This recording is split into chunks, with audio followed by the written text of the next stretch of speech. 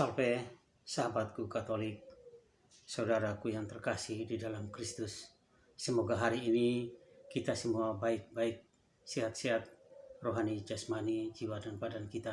Salam damai sejahtera Kristus selalu beserta kita. Seandainya ada yang sakit atau tidak enak badan, mari kita berdoa bersama, mohon kiranya oleh bilur-bilurnya Tuhan Yesus menyembuhkan Anda. Hari ini gereja memperingati semua arwah orang beriman, khususnya orang beriman yang meninggal yang masih berada di api pencucian. Saya mengajak kita merenung dan belajar bersama dari Injil Yohanes bab 6 ayat 37 sampai dengan 40. Dan juga bacaan dari 1 Korintus bab 15 ayat 20 sampai dengan 23. Mari kita mendahului dengan tanda kemenangan kita, tanda keselamatan kita dalam nama Allah Bapa dan Putra dan Roh Kudus. Amin.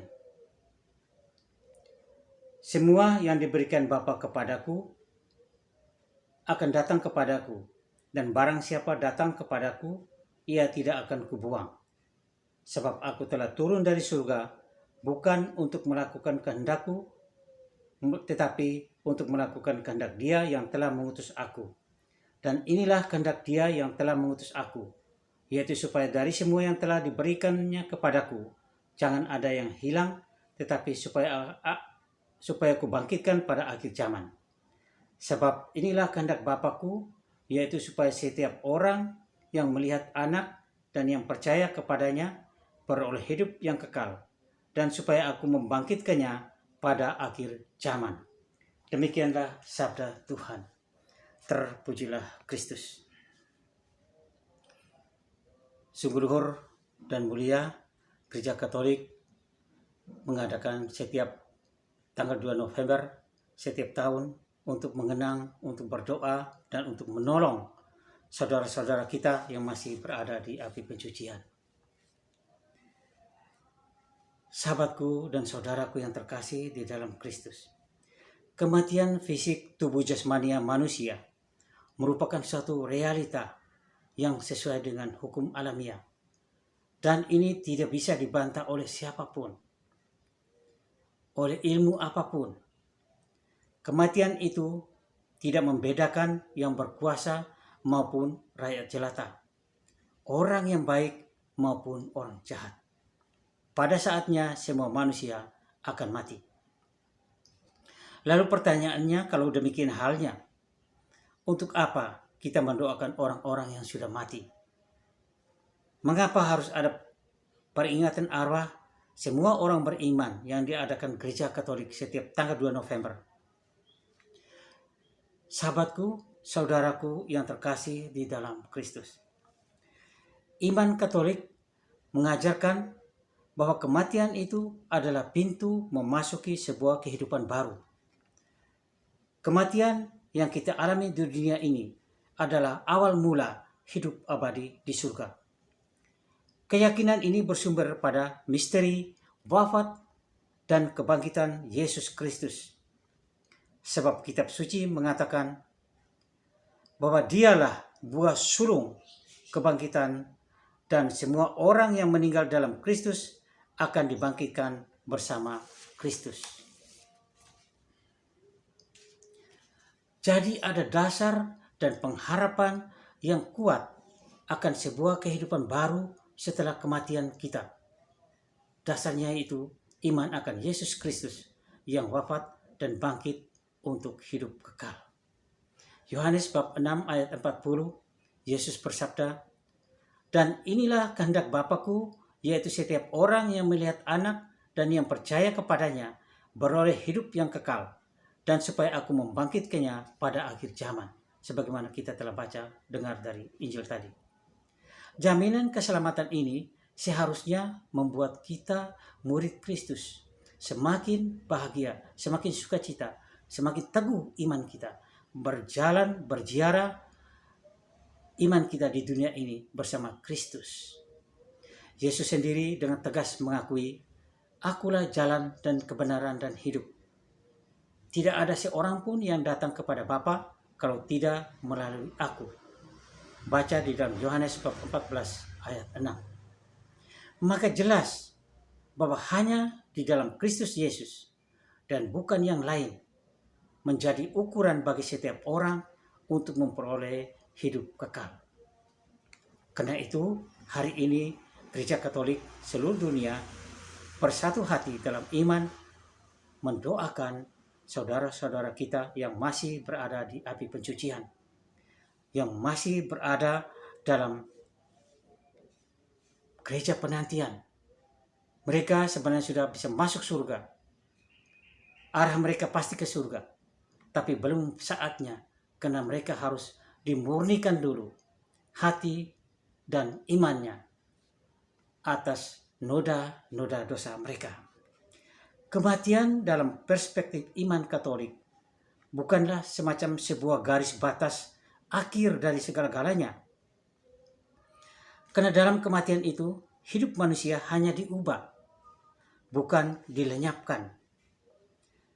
Kematian berarti meninggalkan kehidupan sementara di dunia ini dan beralih menuju kehidupan abadi. Rasul Paulus dalam 2 Korintus bab 5 ayat 1 mengatakan, "Karena kami tahu bahwa jika kemah tempat kediaman kami di bumi ini dibongkar, Allah telah menyediakan suatu tempat kediaman di surga bagi kita, suatu tempat kediaman yang abadi." Sahabatku, saudaraku yang terkasih di dalam Kristus. Kristus adalah Alfa dan Omega, yang awal dan yang akhir, yang menciptakan langit baru dan bumi baru bagi semua orang yang meninggal di dalam Kristus, meninggal di dalam Dia.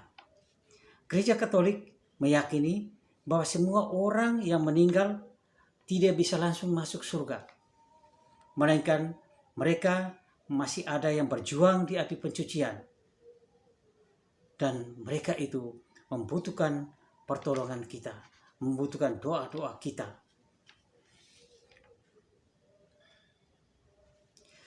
Karena persekutuan kita bersama mereka, baik yang di surga maupun yang masih ada di api pencucian, kita saling mendukung di dalam hal keselamatan.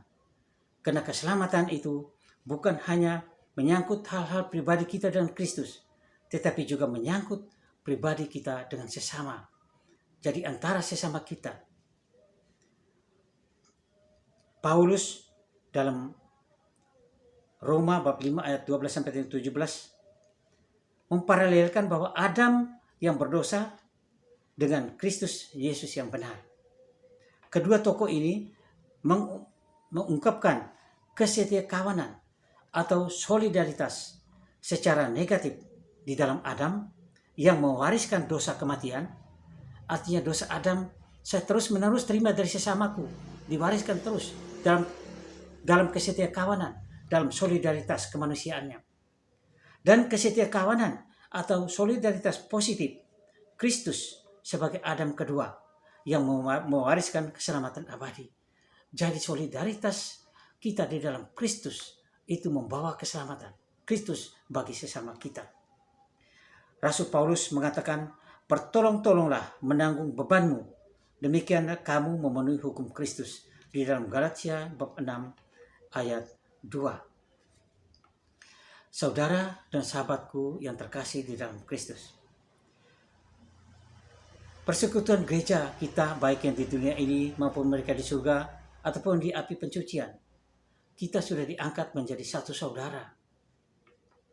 Dengan sakramen baptis kita disatukan, diangkat menjadi anak-anak Allah.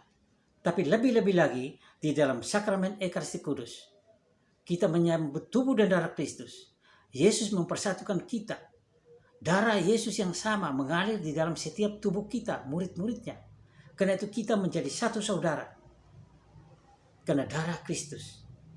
Maka atas dasar kasih itulah hubungan persekutuan kita yang di dunia, di surga maupun di api pencucian hubungan cinta kasih tidak bisa dibatasi, tidak bisa diputuskan oleh apapun, juga oleh kematian, juga oleh maut. Kematian dan maut tidak bisa memisahkan kita. Baca di Roma bab 8 ayat 38 sampai dengan 39. Atau secara singkatnya di dalam 1 Korintus bab 15 ayat 55. Paulus mengatakan, "Hai maut, di manakah kemenanganmu? Hai maut, di manakah sengatmu?" Sengat maut sudah hancur oleh darah Kristus Yesus. Karena itu jiwa kaum beriman yang masih ada di api pencucian mendapat fokus atau perhatian secara khusus dari Gereja Katolik untuk mempererat ikatan persekutuannya. Dalam setiap tanggal 2 November, gereja mengadakan hari khusus untuk mereka, sehingga ikatan persekutuan kita semakin erat. Gereja Katolik melambungkan semua ini ke hadirat Allah Bapa yang Maha Rahim dan Maha Pengampun dengan basar harapan kiranya dengan kerahiman Allah mereka mendapatkan pengampunan. Dengan doa-doa kita, dengan misa kudus, mereka mendapat pengampunan dosa mereka dan mendapatkan sukacita di dalam kerajaan surga. Sungguh luhur dan mulia, dan dengan cinta yang mendalam, Gereja Katolik terus mau menolong jiwa saudara-saudara kita yang masih berada di api pencucian. Dan gereja Katolik juga tetap berharap bahwa pada suatu saat nanti Kristus akan mengumpulkan kita semua dalam satu saudara dalam kemuliaan kerajaan Allah. Karena itu marilah kita yang masih hidup di dunia ini, kita terus mengisi lembar-lembar hidup kita dengan hal-hal yang baik, dengan hal-hal yang bermutu, yang berkenan di hadapan Allah, sehingga kita tidak kehilangan persekutuan kita pada hari akhir nanti. Semoga dengan renungan dan pembelajaran singkat ini boleh mencerahkan iman kita, dan semoga Tuhan yang Maha Kasih selalu menyertai kita dalam berkat-Nya, dalam nama Bapa dan Putra dan Roh Kudus. Amin. Terima kasih. Tuhan memberkati kita semua.